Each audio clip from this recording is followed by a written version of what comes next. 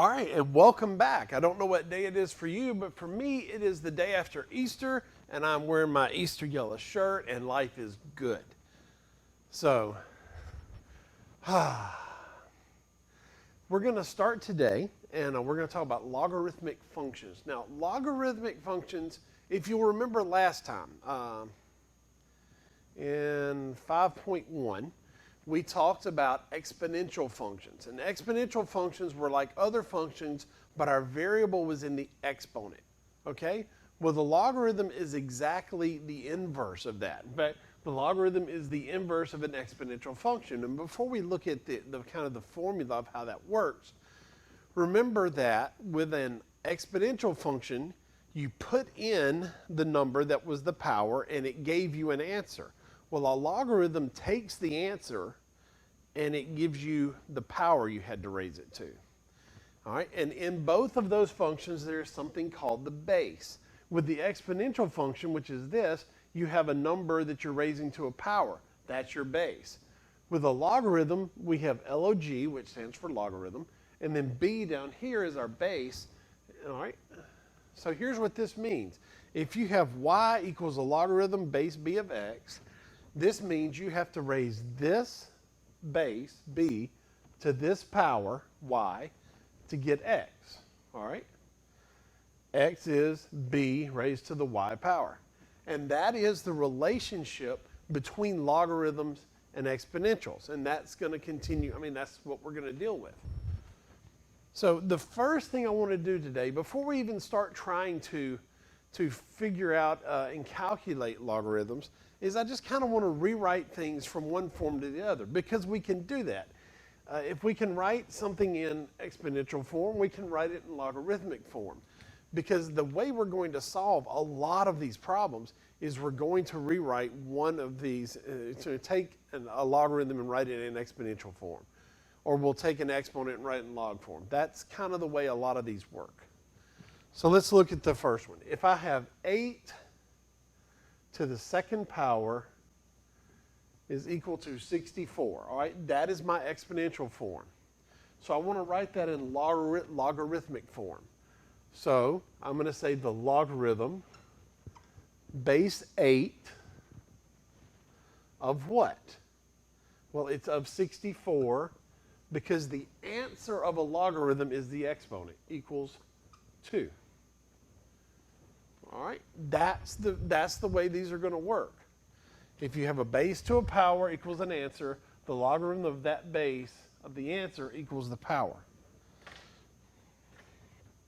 All right, so let's do another one. 1/2 to the negative 2 equals, I'm sorry, 1/2 to the negative 5 equals 32. Now remember, if you have something where you go from a fraction and you raise it to some kind of power and you get a whole number, there's going to have to be a negative. If you have a whole number raised to a power and end up with a fraction, that's going to have to be a negative power. Negative powers are about reciprocals. And so anytime I see this fraction to a negative power, then I know my answer is going to be a whole number. That's the way those work. Well, not always, but usually. Okay, so I want to rewrite this in terms of a logarithm. Okay, well, logarithm of my base is 1/2, so 1/2 goes down here. All right, logarithm base 1/2 of my answer, 32, equals negative 5.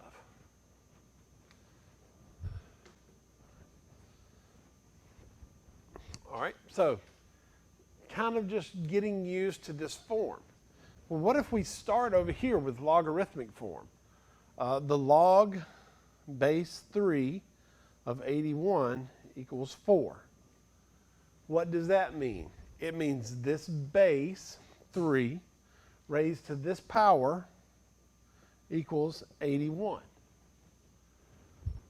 Okay? We just want to go back and forth between these forms for right now.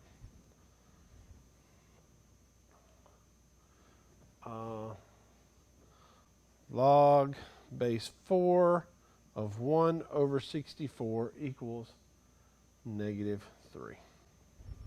All right, the logarithm base 4 of 1/64 is equal to negative 3. Well, that means this number down here, the base, to the negative 3 power equals 1 over 64. All right. So we've kind of made the point now that anything we can write as a logarithm, we can also write as an exponential. And that's where we want to start. I want to start off with this idea of rewriting one as the other. Because quite honestly, this is how I think of logarithms when I'm trying to calculate them.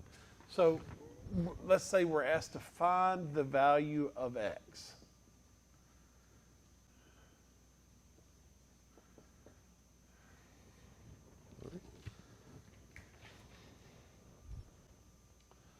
Log base 2 of 8. All right, the log base 2 of 8 equals x. All right, here is what this question is asking us. This question is asking us, all right, that we're raising 2 to some power. I don't know what it is, but when we do that, I get 8. Now, there's not a really nice algebra way to do this like there is with solving, regular solving equations. But we have 2 to the x power equal 8. Well, let's think through this. What's 2 to the first power? Well, 2 to the first power is 2. What's 2 to the second power? 4. What's 2 to the third power? 2 to the third power is 8. That's what we wanted.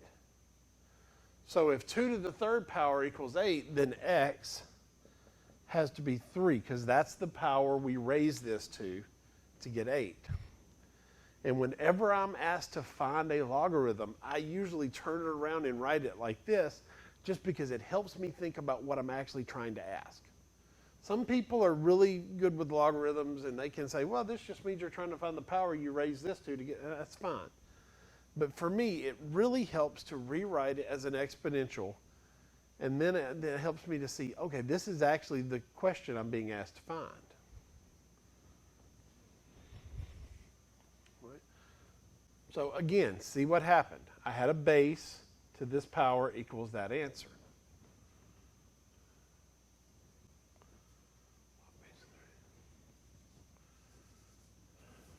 Okay. What about the log base 3 of 81? Okay. Again, I'm raising this base to a power and getting 81. All right. Same thing. What's 3 to the first? Is 3. 3 to the second power is 9.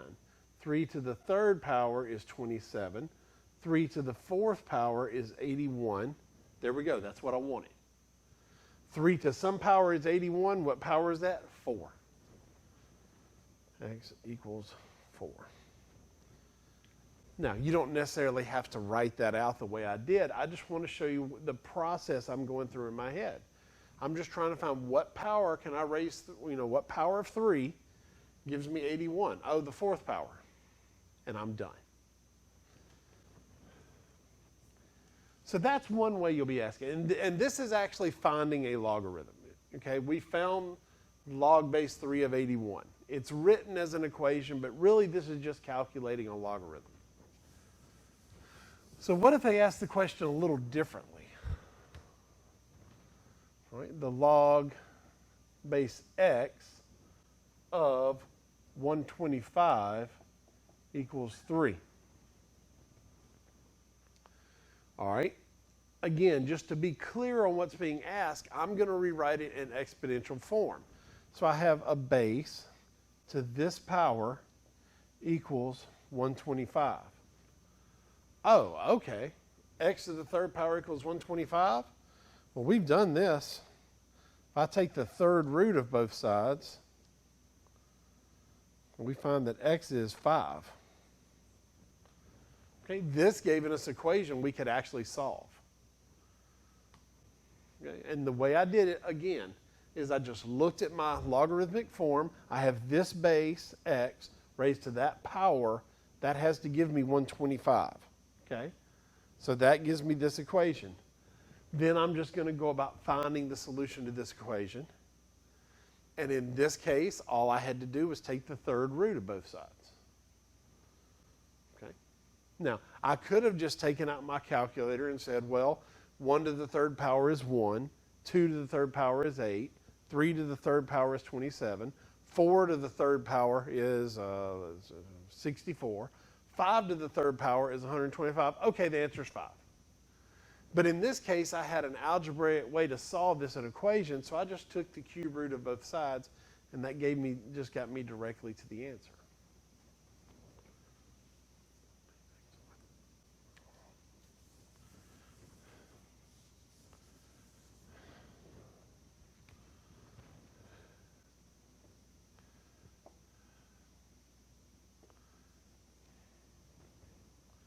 All right. We are trying to figure this one out. The log base x, again, my variable that I'm trying to find the value of is in my base.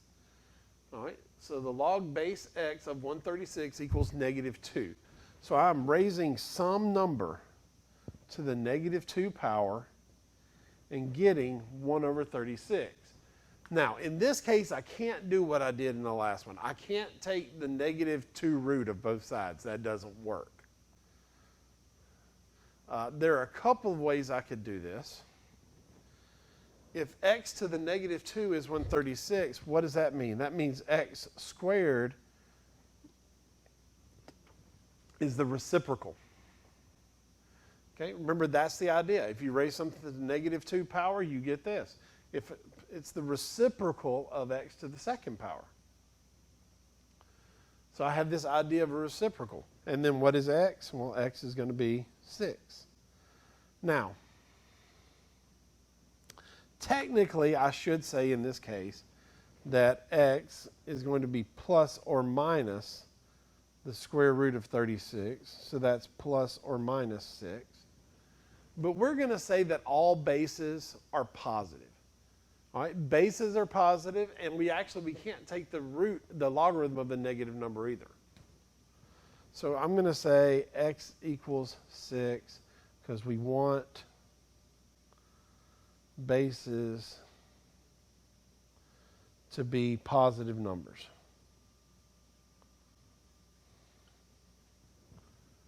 All right, that's why. We want bases to be positive numbers, so we get this. Now, the thing I did here that might have thrown some of you off is this x to the -2 is 136, so x squared equals 36. That's the way negative exponents work. Another way to think about it is what I said a while ago when I said if you raise a number to a power to a negative power and you get a fraction, this had to be a whole number. That's just the way negative exponents work. All right, so that's how we can find the value of x. Now, this first section in logarithms is really not, there's a couple of things. There's rewriting in exponential and logarithmic form. We do calculate some logarithms. We talk about the idea, and I didn't write this, but I'm going to write this now. I should have written this earlier. Bases are positive.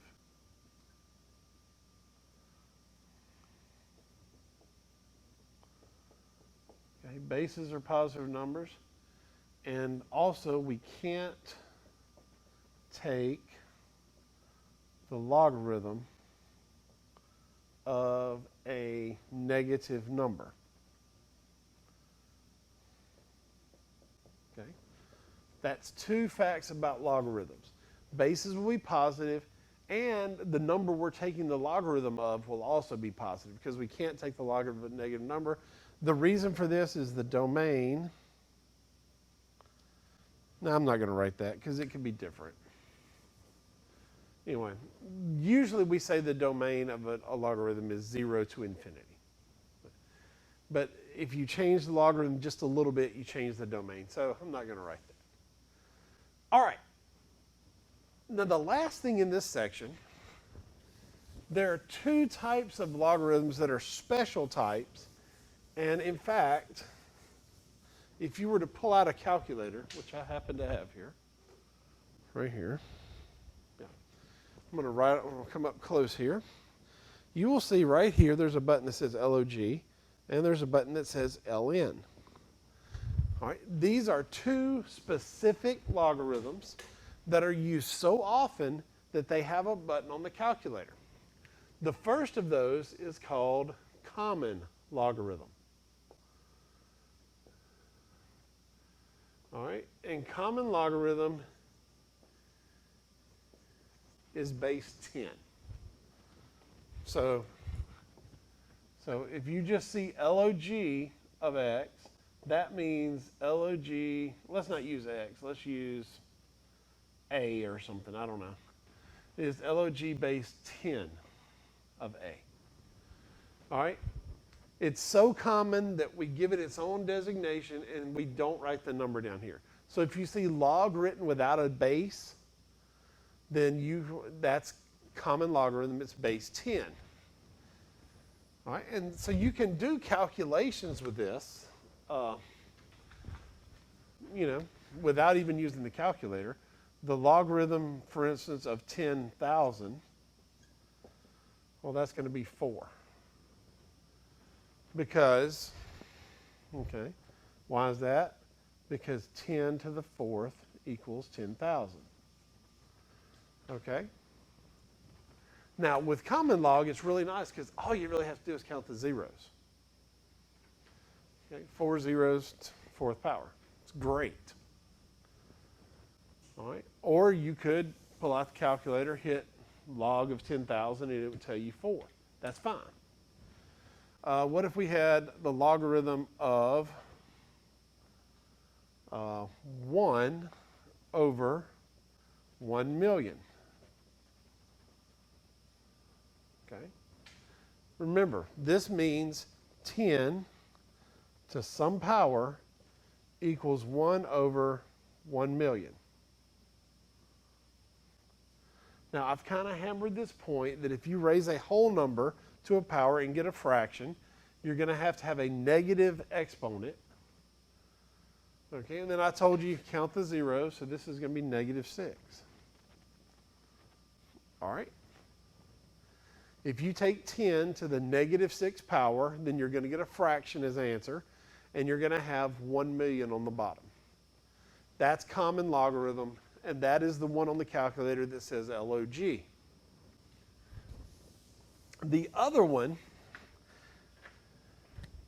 and this is called natural logarithm. Okay. In this case, the base is E. Now I didn't misspell base with 2 E's there. Remember, E is a number, kind of like pi is a number, and E is it's something like 2.718, and then it keeps going. All right. Now this comes up in natural, real world stuff, and so this is called natural logarithm, and it's important. Okay. There's a very specific calculus reason why it's important, but we won't get into that today. But again, to say the ln of A means the logarithm base E of A. All right. Now, we don't do a whole lot of calculations with this, but we could. Here's what I want you to see, though. If I take the natural logarithm of, for instance, e to the 4th, what is that? Now, this can get a little confusing. So let's think about what this means. Remember, this means the log base e of e to the 4th. So what I'm doing is I'm raising e, my base, to some power and getting e to the 4th. Well, obviously, if I'm raising e to a power and getting e to the 4th, my answer has to be the 4th power. right? If you're raising e to a power and you're getting e to the fourth, then yeah, 4 is your power. So let's kind of erase this right there and look, what does it look like happened? It looks like the natural logarithm and the e kind of canceled each other out. And in fact, they really do. One undoes the other. So if I were to come up here and say the natural log of e to the negative 12, I don't have to do any calculations. That answer is going to be negative 12. And this is due to a property of logarithms that we'll talk about next time. But also, if I take e, okay, and raise that to a power, and my power is the natural log of 7, it's going to be 7, okay?